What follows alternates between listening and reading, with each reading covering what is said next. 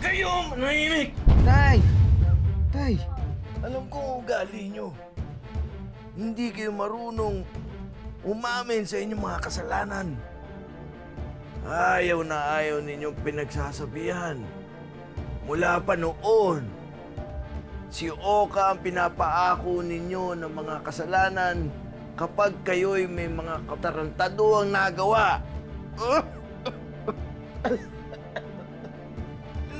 Tay, ngayon pa ba tayo magsusumbatan? Hindi ka na nasanay, Ate Glenda. Siyempre, si Oka ang paboritong anak. Siya ang kakampihan. Simula nang dumating sa buhay natin yan, nawala na ng amor si Tatay Palito sa ating dalawa. Hindi totoo yan, kuya. Mahal niya tayong lahat. Huwag kang plastic, Oka! Alam ko, ayaw mo sa amin. At ayaw din namin sa'yo.